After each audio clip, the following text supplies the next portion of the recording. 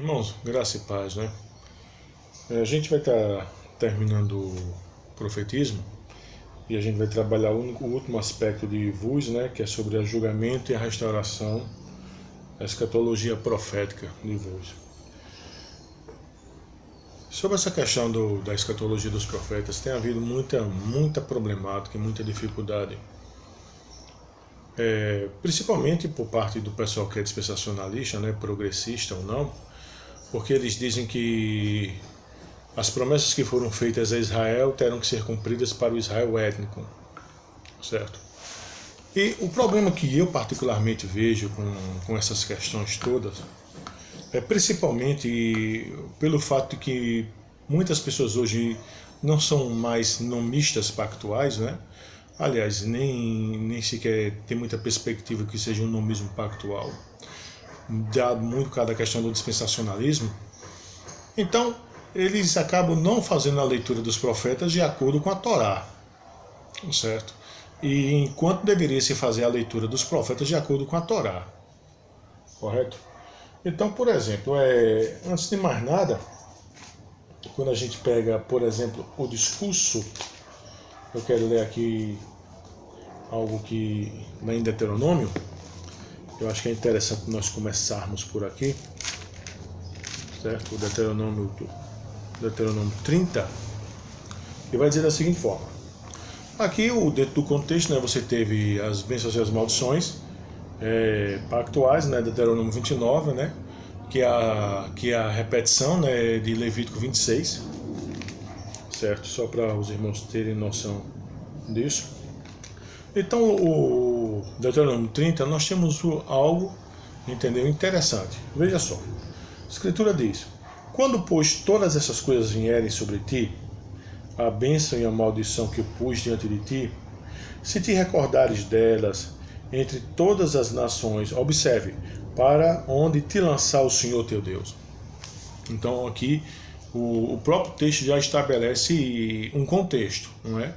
Que o Senhor já está dizendo que, olha, se você, quando estiver lá no exílio, se lembrar, verso 2, e tornares ao Senhor teu Deus, tu e teus filhos, de todo o teu coração, de toda a tua alma, e deres ouvido a sua voz, segundo tudo o que hoje te ordeno. Verso 3, então o Senhor teu Deus mudará a tua sorte. Observe, mudará a tua sorte, e se compadecerá de ti, e te ajuntará de novo de todos os povos entre os quais te havia espalhado o Senhor teu Deus. Ainda que os teus desterrados estejam para a extremidade dos céus, desde aí te ajuntará o Senhor teu Deus e te tomará de lá. O Senhor teu Deus te introduzirá na terra que teus pais possuíram, e as possuirás, e te fará bem, e te multiplicará mais do que a teus pais. E o Senhor teu Deus circuncidará o teu coração e o coração da tua descendência, para amares o Senhor teu Deus de todo o teu coração, de toda a tua alma, para que vivas. Certo? Então observa cá, aqui a gente tem algo que o próprio bendito falou, se porventura este procedimento fosse verificado no povo, quando o povo estivesse no desterro. Certo? Então aqui nós temos uma escatologia, né? Uma escatologia otimista, onde fala que se o povo se arrependesse, Deus iria fazer isso.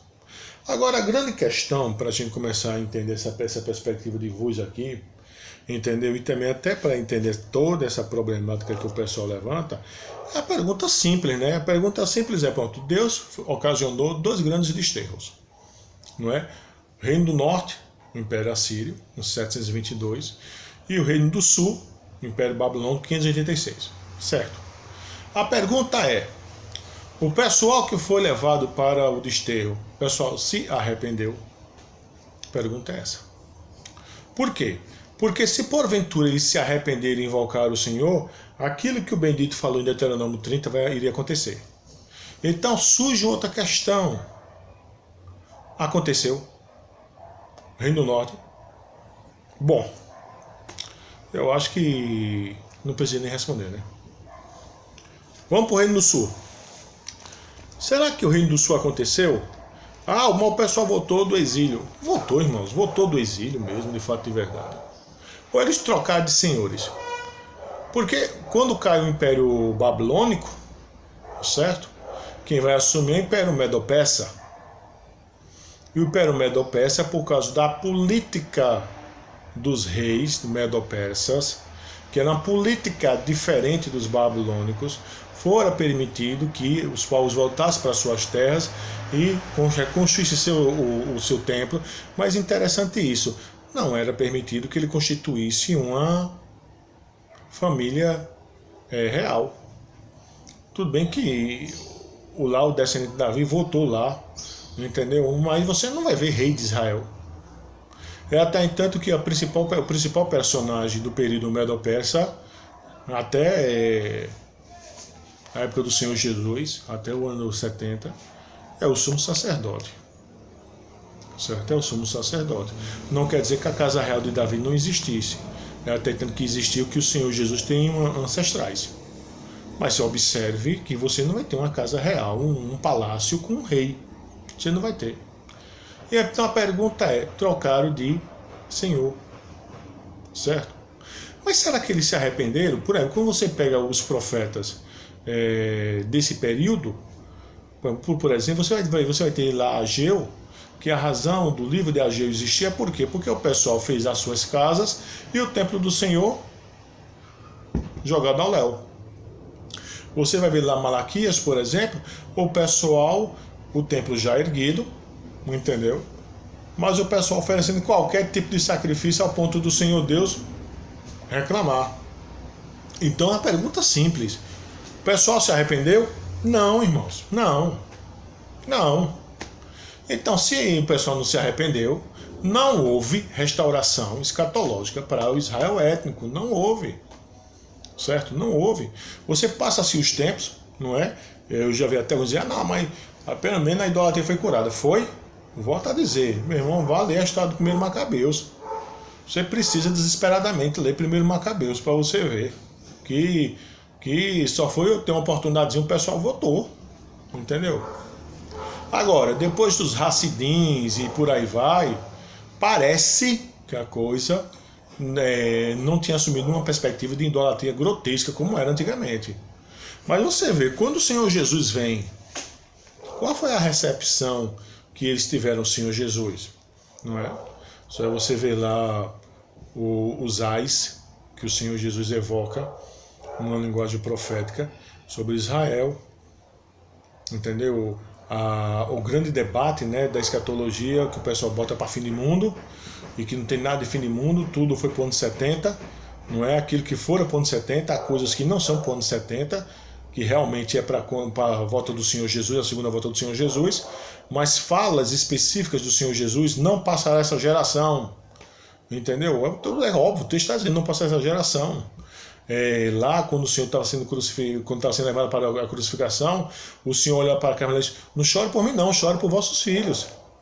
Aquilo não era uma linguagem de acomodação, uma metáfora. De fato, de verdade, os filhos daquelas mulheres vivenciaram o ano 70. Entendeu? Então a grande pergunta irmãos, houve isso de fato de verdade? Então quando a gente vê os profetas falando sobre uma restauração, entendeu? Futura, beleza. A grande questão aquela mensagem fora dita, está escrito. Agora, aquela mensagem tinha um quê de condicionalidade? Deuteronômio 30. Eles não se arrependeram. Inclusive, quando você vai para lá para o Daniel, né? O Daniel 9, não é? O Daniel 9, você vai olhar para Daniel 9, deixa eu achar aqui. Por exemplo, você tem lá a famosa 70 semanas, né? Que o pessoal fica se debatendo, 70 semanas. Mas deixa eu ler algo aqui bem curioso sobre as 70 semanas. Olha, o termo representa a tradução literal, os 70 séteis, significando 490 anos, certo? Então, olha só, os 70 anos de exílio são multiplicados 7 vezes de acordo com o padrão das maldições pactuais. E aí, o pessoal não sabe disso. Aí observa, Levítico 26, 14, 20, o verso 21, o verso 24, o verso 28. Vamos lá para a gente ver? Levítico, né? 26, 14, esse padrão de multiplicação por 7. O 26, 14, mas se não me ouvirdes e não cumprir todos esses mandamentos. Ao 21, e se andardes contrariamente para comigo e não me quiserdes ouvir, trarei sobre vós pragas 7 vezes mais segundo os vossos pecados. Aqui, o 28, eu também com furor serei contrário a vós outros e vos castigarei 7 vezes mais por causa dos vossos pecados. E por aí vai. Quer dizer, o padrão de multiplicação, entendeu?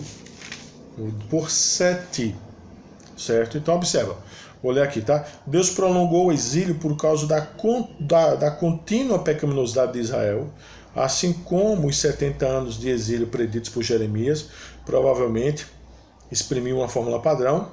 O período de 490 anos possivelmente representava também uma fórmula padrão, certo? Então observa cá. Volto a dizer, Levítico 26, 14, 21, 24 e 28. Então a pergunta é, por que Deus, no 9:24, 70 semanas? Por que o Senhor falou isso? Porque o povo não se arrependeu. E o povo não iria se arrepender. Certo?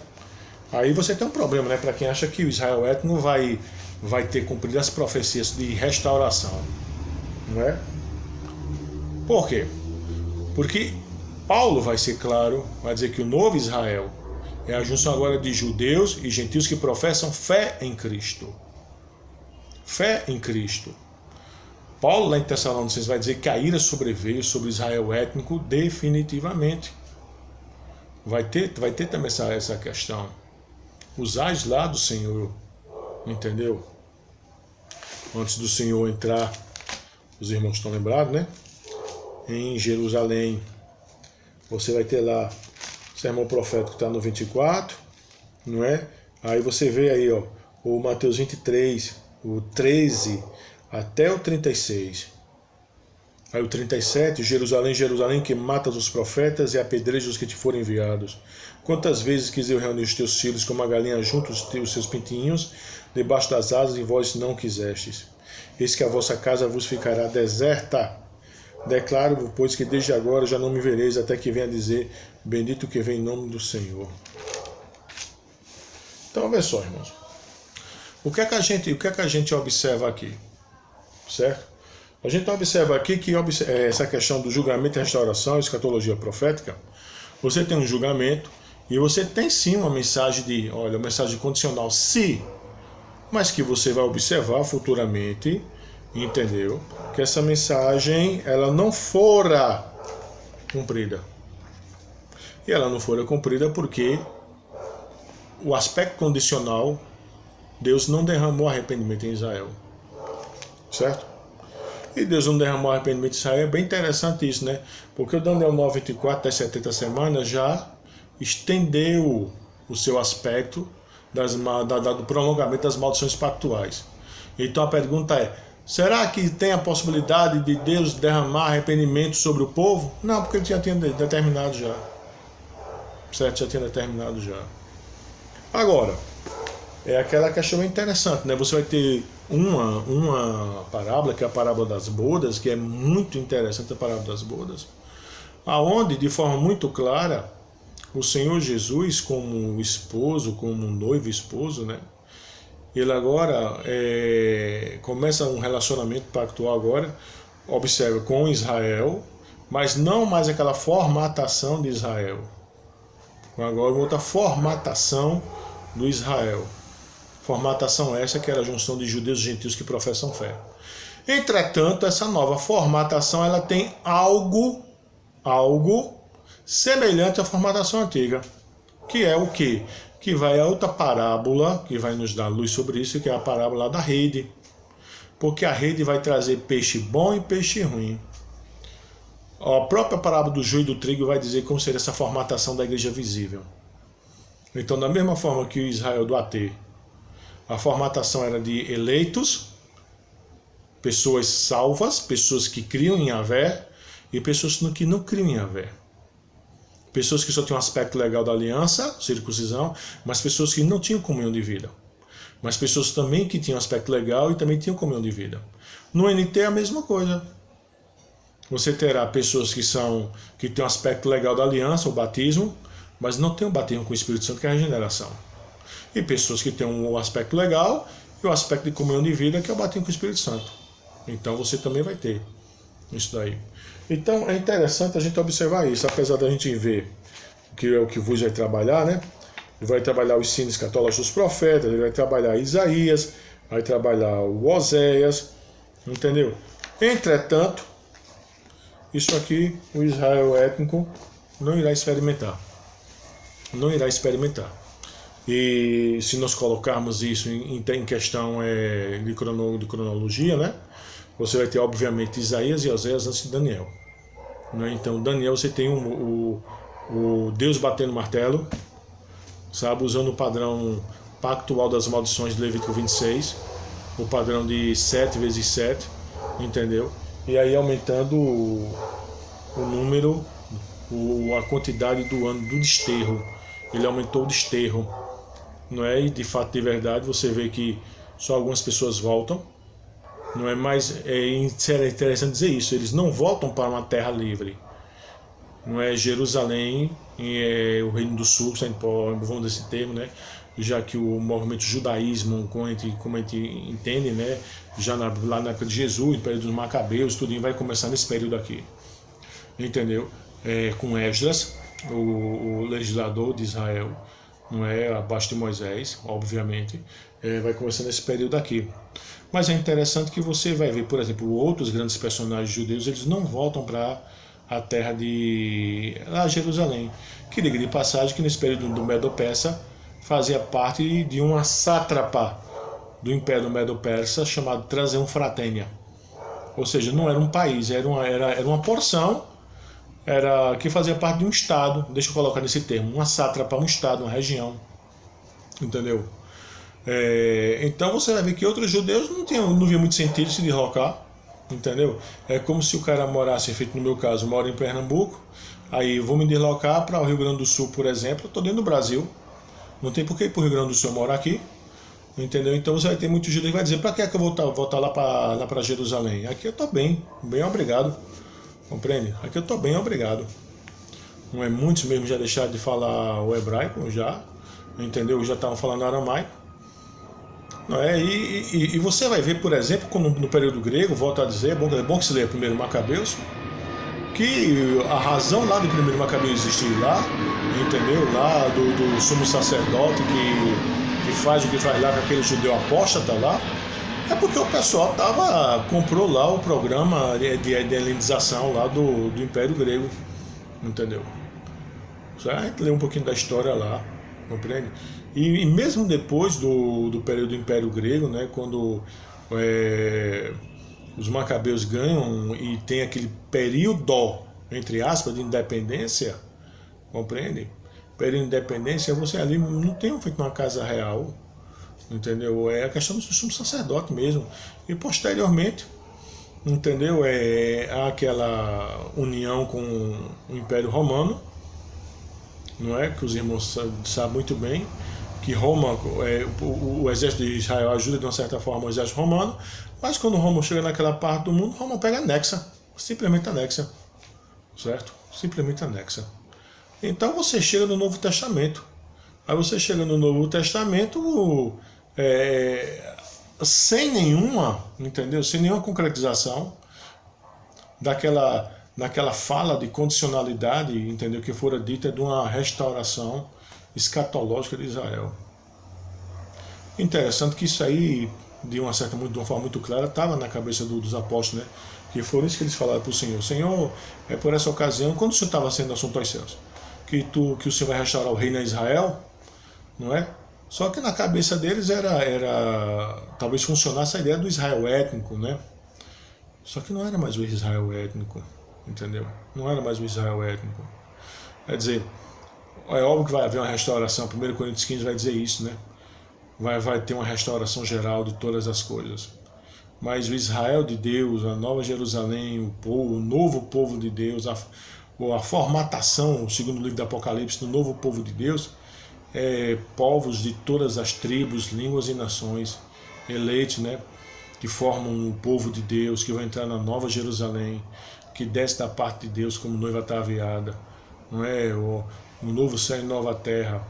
Então, irmãos, aí também Hebreus 4, né, é o descanso, né, o descanso real, entendeu? Descanso real que os eleitos vão ter. Então, a gente precisa entender de uma forma bem simples. Eu espero que os irmãos também leiam lá o VUS, mas também eu já queria dar essas dicas para a gente fazer uma leitura correta, entendeu? E eu vou até dizer, o grande problema é não ser nomismo pactual, sabe? O grande problema é esse. Jesus era nomista pactual. Jesus era nomista pactual. Então eu volto a dizer, qualquer leitura sobre fala do Senhor Jesus que vai destoar da lei é equívoco. Paulo era nomista pactual. Sabe? O NT é nomismo pactual. Porque Deus só se relaciona com o seu povo debaixo da aliança. Entendeu? Essa é a grande diferença e a grande importância do conhecimento dos sacramentos. Eu vejo uma coisa bem interessante, né? A gente vai começar a estudar o NT agora, só os evangelhos, né? Mas lá em Atos 11, né, o Cornélio é dito que ele era temente a Deus. E se você tiver curiosidade de fazer uma pesquisa aí, uma característica dos tementes a Deus, uma característica bem peculiar dos tementes a Deus, que eles não circuncidavam-se. Era como fosse os anabatistas de hoje em dia. Não circuncidavam-se. Ou seja, nem dava o sinal da aliança às crianças e nem muito menos circuncidava. Pense num povo meio rebelde. Mas é interessante quando Pedro apresenta o Evangelho e ele professa a fé em Cristo, o que é que acontece? Ele recebe o sinal da aliança. Não tinha mais essa ideia do cabra dizer que era temente a Deus e sem querer receber o sinal da aliança. Ele recebe o sinal da aliança. E, consequentemente, toda a sua casa recebe o sinal da aliança. E se tivesse lá crianças, receber o sinal da aliança, porque a promessa é para vós, vossos filhos e a todos quanto eu chamar. Continuidade, irmãos. Continuidade. O que o Senhor Jesus, enquanto Deus homem, fez, foi mudar o sinal identitário. Ele não muda a expansão do sinal, ou seja, ele não muda a abrangência do sinal. Quem pode receber o sinal? Ele não muda. Mas alguém pode dizer, mas ele não falou lá, né? Os que crerem, é óbvio, né, irmãos? É óbvio, né? Ali é um verso que fala sobre missiologia. Os apóstolos agora iriam pregar uma palavra, que seria o maior estágio da aliança, também para povos que não tinham nenhum sinal da aliança. E até para aqueles que já tinham o sinal da aliança, mas que agora iriam professar fé em Cristo, era necessário receber o sinal da aliança. Feito Paulo recebeu. Entendeu? Paulo era circuncidado, mas recebeu o sinal no novo estágio da aliança, foi batizado.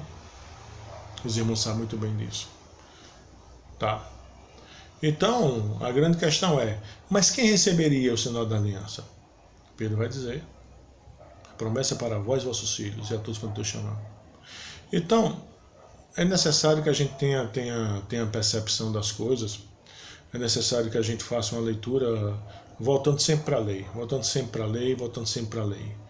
Entendeu? Voltando sempre para a lei. Porque se nós não voltarmos para a lei,